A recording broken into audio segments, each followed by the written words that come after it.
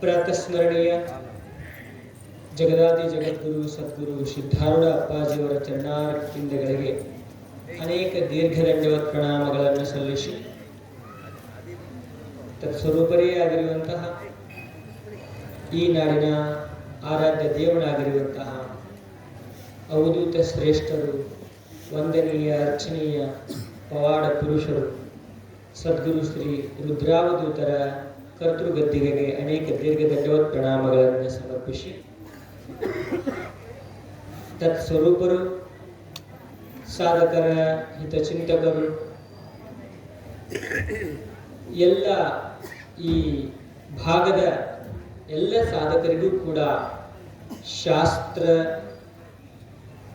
ಪ್ರವಚನಾದಿಗಳನ್ನು ತರಬೇತಿ ನೀಡಿ ಅನೇಕ ಮಠಗಳಿಗೆ ಉತ್ತರಾಧಿಕಾರಿಗಳನ್ನಾಗಿ ನಿಯುಕ್ತಿ ಮಾಡುವಂತಹ ವಿಶೇಷ ಕೆಲಸ, ಜೊತೆಗೆ ನಿರ್ಲಿಪ್ತ ಮನಸ್ಸಿನ ಸದ್ಗುರು ಆಗಿರುವಂತಹ ಎನ್ನ ಗುರುಗಳ ಪಾದಾರವಿಂದಗಳಿಗೆ ಅನೇಕ ದೀರ್ಘದಂಡವತ್ ಪ್ರಣಾಮಗಳನ್ನು ಸಲ್ಲಿಸಿ ಈ ಒಂದು ಕಾರ್ಯಕ್ರಮದ ಬ್ರಹ್ಮಸಭೆಯಲ್ಲಿ ಆಸೀನರಾಗಿರತಕ್ಕಂಥ ನಾಗೇಶ್ವರಾನಂದ ಮಹಾಪೂಜ್ಯರ ಚರಣಾರವಿಂದಗಳಿಗೆ ಅನೇಕ ವಂದನೆಗಳನ್ನು ಸಲ್ಲಿಸಿ ಪರಮಪೂಜ್ಯ ಸ್ತೋತ್ರೀಯ ಬ್ರಹ್ಮನಿಷ್ಠ ಸದ್ಗುರು ಶ್ರೀ ಚಿನ್ಮಯಾನಂದ ಮಹಾಸ್ವಾಮೀಜಿಯವರ ಪಾದಾರವಿಂದಗಳಿಗೆ ಅನೇಕ ವಂದನೆಗಳನ್ನು ಸಲ್ಲಿಸಿ ಪರಮಪೂಜ್ಯ ಸದ್ಗುರು ಶ್ರೀ ಶಿವಪುತ್ರ ಅವಧೂತ ಶ್ರೀಗಳ ಚರಣಾರವಿಂದಗಳಿಗೆ ಅನೇಕ ವಂದನೆಗಳನ್ನು ಸಲ್ಲಿಸಿ ಪರಮಪೂಜ್ಯ ಶ್ರೀ ಸ್ವರೂಪಾನಂದ ಪೂಜ್ಯರ ಚರಣಾರವಿಂದಗಳಿಗೆ ಅನೇಕ ದೀರ್ಘದಂಡವತ್ ಪ್ರಣಾಮಗಳನ್ನು ಸಲ್ಲಿಸಿ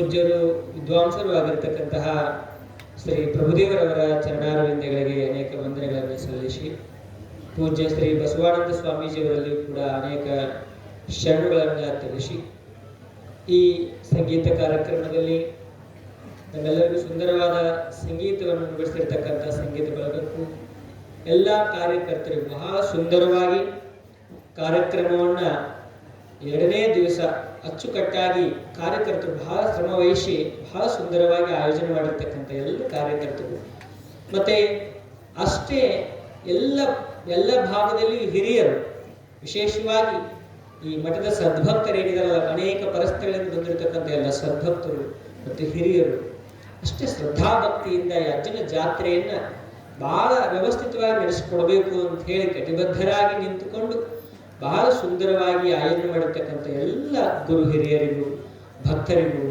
ಮತ್ತು ಪರಸ್ಥಳದಿಂದ ಬಂದು ಇಲ್ಲೇನು ವಿಶೇಷವಾದ ಮನರಂಜನೆ ಏನಿಲ್ಲ, ನೃತ್ಯ ಇಲ್ಲ, ಹಾಸ್ಯ ಇಲ್ಲ, ಇಲ್ಲೇನಿದ್ದರೂ ಕೂಡ ಆಧ್ಯಾತ್ಮ ವಿಚಾರ, ಉಪನಿಷತ್ತುಗಳು, ವಾಕ್ಯಗಳು, ವಚನಗಳು, ನಿಜಗುಣರ ಪದ್ಯಗಳು ಇಲ್ಲೇ ಬರ್ತಕ್ಕಂಥದ್ದು.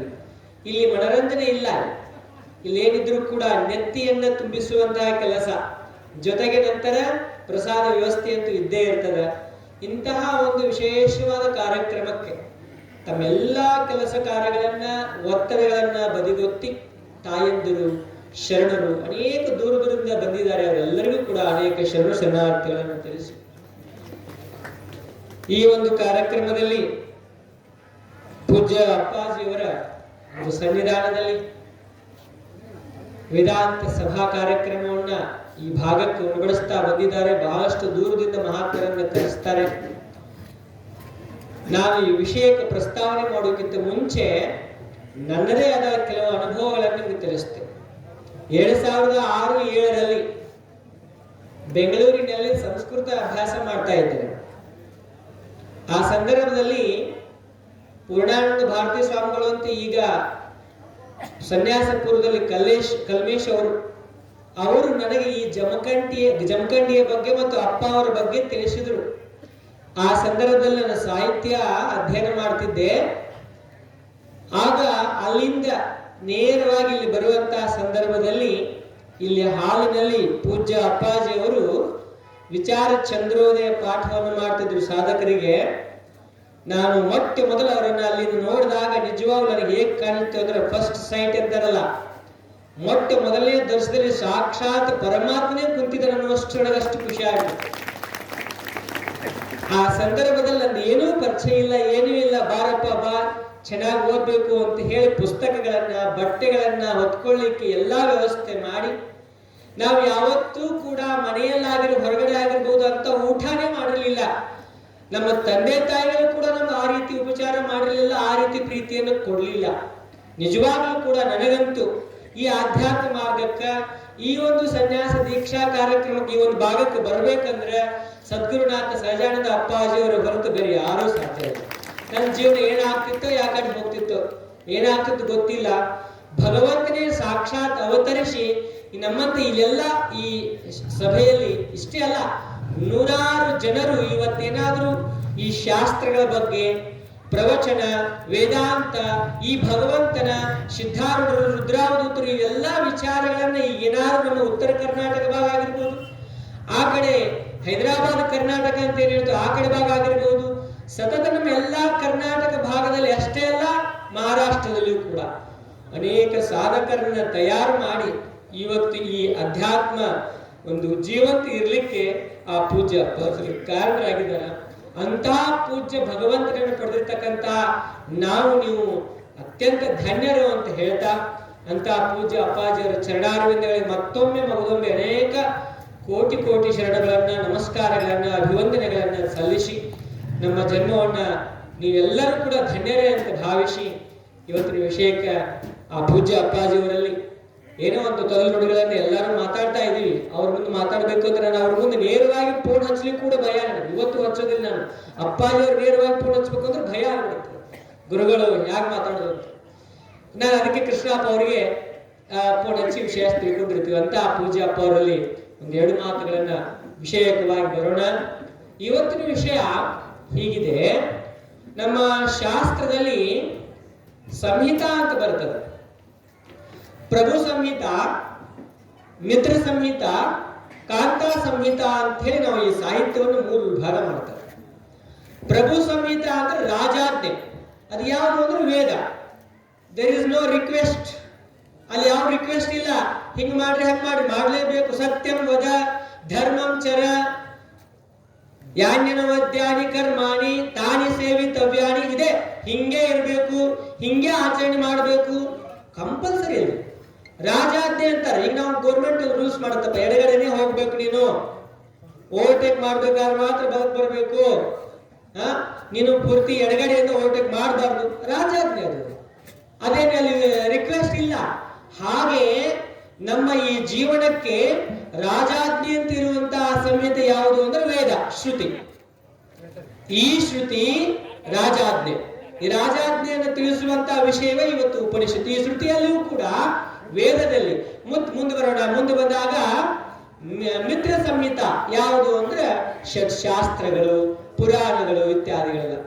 ಇನ್ನ ಕಾಂತಾ ಸಂಹಿತೆ, ಪುರಾಣ ಕಾವ್ಯಾದಿಗಳೆಲ್ಲ ಕಾಂತಾ ಸಂಹಿತೆ. ಅಂದ್ರ ಈ ಮಿತ್ರ ಸಂಹಿತೆ ಅಂದ್ರೆ ಒಬ್ಬ ಸ್ನೇಹಿತ ತನ್ನ ಸ್ನೇಹಿತನಿಗೆ, ನೋಡಪ್ಪ ಇದು ತಪ್ಪಾಗ್ತದೆ, ಹಿಂಗ್ ಮಾಡಬಾರ್ದು, ಹಾಗೆ ಮಾಡ್ಬೇಕು ಅಂತ ಯಾವ ರೀತಿ ಒಬ್ಬ ಸ್ನೇಹಿತ ತನ್ನ ಸ್ನೇಹಿತನಿಗೆ ತಿಳಿಸಿಕೊಡ್ತಾನೋ ಅದೇ ರೀತಿಯಾಗಿ ಶಾಸ್ತ್ರಗಳು ನಮಗೆ ಧರ್ಮ ಮಾರ್ಗವನ್ನು ತಿಳಿಸಿಕೊಡ್ತಾವ. ಆದ್ರಿಂದ ಮಿತ್ರ ಸಂಹಿತ.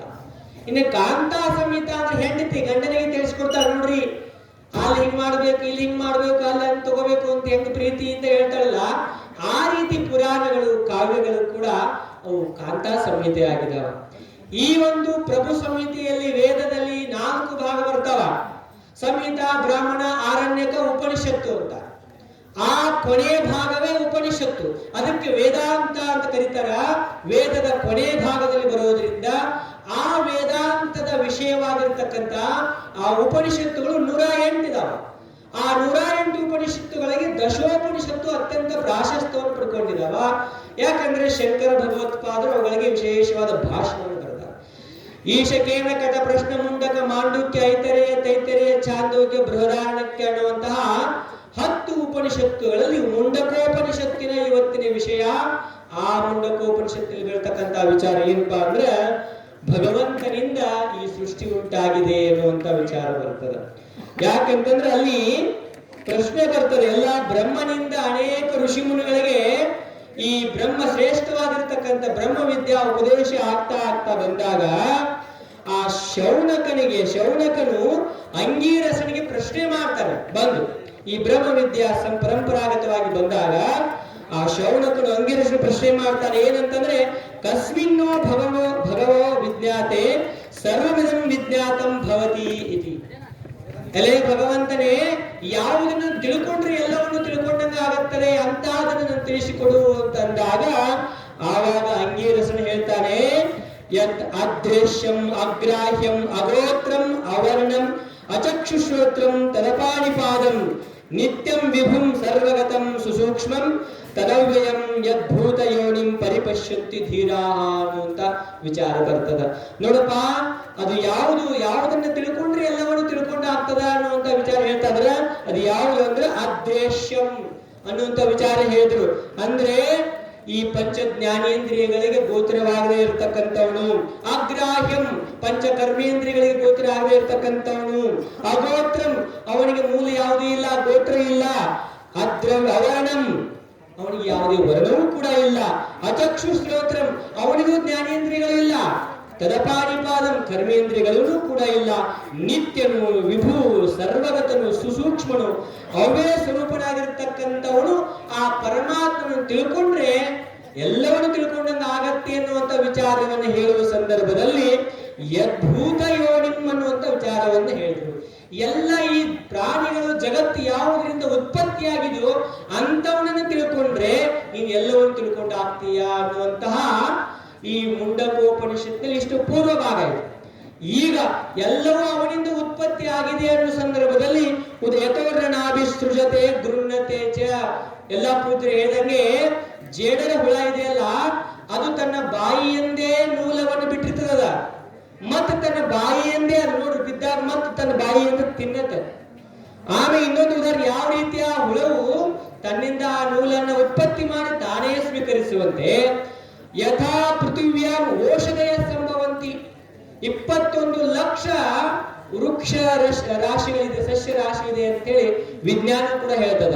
ಆದ್ರಿಂದಲೇ ಶರಣರು ದಾಸರು ಕೂಡ ಏಸುಕಾಯಂಗಳ ಕಳೆದ 84 ಲಕ್ಷ ಜೀವರಾಶಿ ಹೇಳುವಾಗ 21 ಲಕ್ಷ ಈ ಪೃಥ್ವಿದು ಊರ್ಧ್ವಜ ಅಂತ ಕೇಳ್ತಾರೆ ಅದಕ್ಕೆ.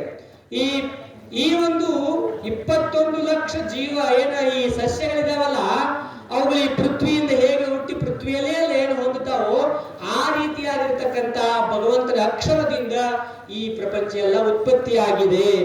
ಮೂರನೇದೊಂದು ಉದಾಹರಣೆ ಕೊಡ್ತಾರೆ, ಯಥಾ ಸತಃ ಪುರುಷಾತ್ ಕೇಶಲೋಮಾನಿ, ಈ ಕೇಶಗಳು ಲೋಮಗಳು, ಕೇಶ ಅಂದ್ರೆ ತಲೆ ಮೇಲೆ ಇರ್ತಕ್ಕಂಥ ಕೂದಲುಗಳಿಗೆ ಅಷ್ಟೇ ಕೇಶ ಅಂತ ಇರ್ತಾರೆ, ಶರೀರದ ಬೇರೆ ಭಾಗದಲ್ಲಿ ಇರ್ತಕ್ಕಂಥ ಕೂದಲುಗಳಿಗೆ ಲೋಮ ಅಂತ ಕರೀತಾರೆ. ಕೇಶಗಳು ಲೋಮಗಳು ಎಷ್ಟು ವಿಚಿತ್ರ. ಒಬ್ಬ ಹುಡುಗ ಕೇಳ್ದ ಅಂತ, ಎಲ್ಲಾ ಇವ್ರಿಗೆಲ್ಲ ದೊಡ್ಡ ದೊಡ್ಡ ಅಜ್ಜಾರ ಗಡ್ಡ ಬಿಟ್ಟಿರ್ತಾರ, ಆ ಒಳಗ ಗಲ್ಲೊಳಗೆ ಎಷ್ಟರ ಕೂಲ್ ತುಂಬಿಕೊಂಡಿರ್ಬೇಕ್ರಿ ಅಂತ ಒಂದು ಹುಡುಗಿ ಕೇಳ್ದ. ಅವ್ರಿಗೆ ಆಶ್ಚರ್ಯ, ಒಳಗೆ ಕೂಲ್ ತುಂಬಿಕೊಂಡಿದ್ದಾವ, ಹೊರಗೆ ಬರ್ತಾ ಇದೆ. ಇಲ್ಲಪ್ಪ, ಇದು ವಿಶೇಷವಾದ ಸೃಷ್ಟಿ ನಿಯಮ, ಭಗವಂತನ ವಿಚಿತ್ರವಾದ ನಿಯಮ. ಇದು ಎಷ್ಟು ವಿಚಿತ್ರ ಇದೆ ಅಂತಂದ್ರೆ, ಈ ಕಣ್ಣಿದೆ ಅಲ್ಲ, ಕಣ್ಣಿಗೆ ಸ್ವಲ್ಪ ನೀರಿನ ಅಂಶ ಕಡಿಮೆ ಆದ್ರೆ ಕಣ್ಣು ಕಾಣಿಸೋದಿಲ್ಲ. ಆದ್ರಿಂದ ಬಹಳಷ್ಟು ಮೊಬೈಲ್ ನೋಡೋರಿಗೆ, ಕಂಪ್ಯೂಟರ್ ಮುಂದೆ ಕುತ್ಕೊಂಡವ್ರಿಗೆ ಕಣ್ಣ ಬೇಗ ಹೋಗ್ತಾವ. ಭಗವಂತ ಆದ್ದರಿಂದಲೇ ಇಂಥ ಇಷ್ಟು ಸೂಕ್ಷ್ಮವಾಗಿರಂತ ಚರ್ಮ ಕೊಟ್ಟಾನಿಲ್ಲಿ. ಯಾವಾಗಲೂ ಆದ ತಕ್ಷಣ ಸೆಕೆಂಡ್ 5 ಸೆಕೆಂಡ್ 10 ಸೆಕೆಂಡ್ ಈ ಕಣ್ಣಿನ ರೆಪ್ಪ ಹೊಡಿದಂತೇಳಿ ನೀವೇನಾದ್ರೂ ಪ್ರಯತ್ನ ಮಾಡ್ತೀರೇನು? 2-3 ನಿಮಿಷ ಆಯ್ತಡಿ ಕಣ್ಣು ಮುಚ್ತೀನಿ ಅಂತೇಳಿ ಪ್ರಯತ್ನ ಮಾಡ್ತೀರಿ? ಇಲ್ಲ, ಭಗವಂತನ ಸೃಷ್ಟಿ ಅದು. ಭಗವಂತ ಎಷ್ಟು ಸೂಕ್ಷ್ಮ ರಚನೆ ಮಾಡಿದ್ದಾನೆ ಅಂತಂದ್ರೆ, ಈ ತಲೆ ಅನ್ನುವಂತ ಬುದ್ಧಿ ಅನ್ನುವಂಥದ್ದನ್ನಲ್ಲಿ ಸೃಷ್ಟಿಸಿ ಅದರ ಸುತ್ತಮುತ್ತಲೇ ಪಂಚ ಜ್ಞಾನೇಂದ್ರ ವಿಶೇಷವಾಗಿರ್ತಕ್ಕಂಥ ಕಣ್ಣು, ಕಿವಿ ಇಲ್ಲೇ, ಮೂಗುಳು ಇಲ್ಲೇ, ಬಾಯಿ, ಪಂಚ ಜ್ಞಾನೇಂದ್ರಿಯಗಳು ವಿಶೇಷವಾಗಿ ಇಲ್ಲೇ ಸೃಷ್ಟಿ ಮಾಡಿದ್ದಾನೆ. ಕಣ್ಣೇಂದ್ರೆ ಇಲ್ಲಿ ಕೊಟ್ಟಿದ್ದ ಅಂತಂದ್ರೆ, ಬಾಯಿ ಮತ್ತೊಂದು ಕಡೆ ಕೊಟ್ಟಿದ್ದ ಅಂತಂದ್ರೆ, ಮೂಗೆಲ್ಲೇ ಸೃಷ್ಟಿ ಮಾಡಿದ್ದ ಅಂತಂದ್ರೆ ನಾವು ಮಾಡ್ಕೊಳಕ್ ಬರಂಗಿಲ್ಲ. ಆದ್ದರಿಂದ ಭಗವಂತನಿಂದ ಸೃಷ್ಟಿಯಾಗಿರ್ತಕ್ಕಂಥ ಶರೀರ ಇದರಲ್ಲಿ ಬಹಳಷ್ಟು ವಿಶೇಷವಾಗಿದೆ. ಶರೀರ ರಚನಾಂಗವನ್ನು ಬಯಾಲಜಿ ಪ್ರಕಾರ ಹೋದಾಗ ವಿಚಿತ್ರ ಅನ್ಸುತ್ತೆ ನಿಮಗೆಲ್ಲ. ಅಷ್ಟು ಅದ್ಭುತವಾದ ಶರೀರ ರಚನೆ ಮಾಡಿರ್ತಕ್ಕಂಥವನು ಭಗವಂತ. ಆ ಭಗವಂತನ ಸ್ಮರಣೆ ಮಾಡ್ತಕ್ಕಂಥದ್ದು ನಮ್ಮೆಲ್ಲರ ಧರ್ಮ. ಅಂತವನಿಂದ ರಚನೆ ಆಗಿದೆ. ಆದ್ದರಿಂದ ಅವನಿಗಾಗಿ ನಾವು ಒಂದಿಷ್ಟು ಸಮಯವನ್ನ, ಭಗವಂತನಿಗಾಗಿ ಒಂದಿಷ್ಟು ನಮ್ಮ ಒಂದು ಜೀವನದಲ್ಲಿ ಒಂದಿಷ್ಟು ಸಮಯವನ್ನು ಇಡಬೇಕಾಗ್ತದ. ಗುರು ದೇವತೆಯನ್ನ ಸ್ಮರಣೆ ಮಾಡಬೇಕಾಗ್ತದೆ. ಯಾಕಂತಂದ್ರೆ ಈ ಪ್ರಪಂಚ ಬಹಳ ವಿಚಿತ್ರದ. ಎಲ್ಲಿವರೆಗೆ ನಿಮ್ಮ ಹತ್ರ ಬಲ ಇರ್ತದ, ಎಲ್ಲಿವರೆಗೆ ನಿಮ್ಮ ಹತ್ರ ರೂಪ ಇರ್ತದ, ಎಲ್ಲಿವರೆಗೆ ನಿಮ್ಮ ಹತ್ರ ಹಣ ಇರ್ತದ, ಅಲ್ಲಿವರೆಗೆ ಅಷ್ಟೇ ಈ ಹೊರಗಿನ ಪ್ರಪಂಚ ಆಡಂಬರ ಜನರು. ಯಾವಾಗ ಇವು ಒಂದೊಂದು ಕೈ ಬಿಟ್ಟು ಹೋಗ್ತಾವಲ್ಲ, ಅವಾಗ ಇದಕ್ಕೆ ಬೆಲೆ ಇರಂಗಿಲ್ಲ. ಅಷ್ಟೇ ಅಲ್ಲ, ಈ ಪ್ರಾಣಗಳು ಕೂಡ ಒಂದೊಂದು ಕೈ ಕೊಟ್ಕೊಂಡು ಹೋದಾಗ ಇದು ಕೂಡ ಆತ್ಮ ಅನ್ನುವಂಥದ್ದು ರಾಜೀನಾಮೆ ಕೊಡಬೇಕಾಗ್ತದೆ. ಹೇಗೆ ಈ ಅಸೆಂಬ್ಲಿಯಲ್ಲಿ ವೋಟಿಂಗ್ ಇದ್ದಾಗ ಅದಕ್ಕೆ ಹೆಚ್ಚು ಬಹುಮತ ಯಾವ ಕಡೆ ಬರ್ತದೋ ಅವ್ರು ಹೆಂಗ್ ಮುಖ್ಯಮಂತ್ರಿಗಳಾಗ್ತಾರೋ, ಅವ್ರು ಒಬ್ಬೊಬ್ರು ರಾಜೀನಾಮೆ ಕೊಟ್ಟರೆ ಮುಖ್ಯಮಂತ್ರಿ ಸ್ಥಾನವನ್ನು ಹೆಂಗ ಇಳಿಬೇಕಾಗ್ತದೋ, ಹಾಗೆ ನಮ್ಮ ಪಂಚ ಜ್ಞಾನೇಂದ್ರಿಯಗಳು, ಪಂಚ ಕರ್ಮೇಂದ್ರಿಯಗಳು, ಪಂಚ ಪ್ರಾಣ, ಪಂಚ ಕೋಶಗಳು ಒಂದೊಂದು ರಾಜೀನಾಮೆ ಕೊಟ್ಕೊಂಡು ಹೋಗ್ತಿರ್ತಾವ, ನಮಗೆ ಗೊತ್ತಾಗಂಗಿಲ್ಲ. ಅವ್ರು ರಾಜೀನಾಮೆ ಕೊಟ್ಕೊಂಡು ಹೋದಾಗ ಯಾವಾಗ ಬಹುಮತ ಬೀಳ್ತದೋ ಆಗ ಆ ಸಂದರ್ಭದಲ್ಲಿ ಈ ಆತ್ಮ ಅನ್ನುವಂಥವನು ಈ ಶರೀರದ ಬಿಟ್ಟು ಹೋಗುವಂತ ಪ್ರಸಂಗ ಬರ್ತದ. ತತ್ ಪೂರ್ವದಲ್ಲಿ ನಾವೇನಾದ್ರೂ ಸಾಧನೆ ಮಾಡ್ಕೊಳ್ಬೇಕಾಗ್ತದ, ಗುರುಗಳನ್ನು ಹೊಂದಬೇಕಾಗ್ತದ. ತದ್ವಿದ್ಧಿ ಪ್ರಣಿಪಾತೇನ ಪರಿಪ್ರಶ್ನೇನ ಸೇವೆ ಅನ್ನುವಂಗ ಸದ್ಗುರುವಿಗೆ ನಾವು ಶರಣಾಗತರಾಗಿ ಅವನ ಕೃಪಾವನ್ನು ಪಡೆಯುವುದಾದ್ರೆ ಎಲ್ಲವೂ ಕೂಡ ನಮಗೆ ಸಿದ್ಧಿಸ್ತದೆ ಅನ್ನುವಂತ ಮಾತನ್ನು ಹೇಳ್ತಾ ನನ್ನ 2 ತೊಲನುಡಿಗಳನ್ನ ಪೂಜ್ಯ ಅಪ್ಪಾಜಿಯವರ ಚರಣಾರಿ ಬಿಂದುಗಳಿಗೆ ಮತ್ತು ಪೂಜ್ಯ ಕೃಷ್ಣಾನಂದ ಅಪ್ಪಾಜಿಯವರು, ಎಷ್ಟು ನಾನು ಅವರು ಹೋದ್ರು ಕಡಿಮೆ, ಅತ್ಯಂತ ಆತ್ಮೀಯರು. ನನಗಂತೂ ಬಹಳಷ್ಟು ಎಲ್ಲ ಪ್ರತಿಯೊಂದು ಕಷ್ಟ ಸುಖಗಳನ್ನು ಅವರಿಗೆ ಹಂಚ್ಕೊಳ್ಳೋದು. ಇಷ್ಟು ಮಾತ್ರ ಹೃದಯದಲ್ಲಿದ್ದಾರೆ ಅವರು. ನಮಗೆ ವಿಶೇಷವಾಗಿ ಒಂದು ಆಸೆ ಇತ್ತು, ನಮಗೆ ಇಲ್ಲರಪ್ಪ ನಮ್ಗೆ ಏನಾದ್ರು ಒಂದು ವಾಹನ ವ್ಯವಸ್ಥೆ ಆಗ್ಬೇಕು ಅಂದಾಗ ಅಪ್ಪನಿಷ್ಟು ನಿರಗ್ಗಳವಾಗಿ ಅಪ್ಪ ಆಯ್ತಪ್ಪ ನಮ್ಮೊಂದು ಕಾರಲ್ಲಿ ತಗೊಂಡು ಹೋಗಿ ಅಂತ ಹೇಳಿ ನನಗೆ ಅನುಗ್ರಹ ಮಾಡಿ ಇವತ್ತಿಗೂ ನಾನು ಕಾರ್ ತಗೊಂಡು ಹೋದ ಮೇಲೆ ನಮ್ಮ ಮಠ ಇಷ್ಟು ಅಭಿವೃದ್ಧಿ ಆಗಿದೆ. 2-3 ಕೋಟಿ ರೂಪಾಯಿಯಷ್ಟು ವಿಶೇಷವಾದ ಕೆಲಸ ಕಾರ್ಯಗಳನ್ನು ಮಾಡಿದ್ರು. ಅದೆಲ್ಲಕ್ಕೂ ಕಾರಣ ಪೂಜ್ಯ ಅಪ್ಪಾಜಿಯವರ ಆಶೀರ್ವಾದ. ಅಂತ ಅಪ್ಪಾಜಿಯವರ ಆಶೀರ್ವಾದ ಎಲ್ಲಿವರೆಗೆ ನನಗೆ ಇರ್ತದೋ ಅಲ್ಲಿವರೆಗೆ ನಾವು ಹೆಚ್ಚಿನ ಕಾರ್ಯವನ್ನು ಮಾಡಲಿಕ್ಕೆ ಸಾಧ್ಯ ಆಗ್ತದೆ ಅಂತ ಹೇಳ್ತಾ, ಅಂತ ಪೂಜ್ಯ ಗುರುಗಳ ಆಶೀರ್ವಾದ ನನ್ನ ಮೇಲೆ ಇರಲಿ ಅಂತ ಹೇಳ್ತಾ ನನ್ನ 2 ತೋಲುಮುಡಿಗಳನ್ನು ಸದ್ಗುರುನಾಥ ಪಾದಗಳನ್ನು ಅರ್ಪಿಸಿ ಅರಿವು ಅಂತ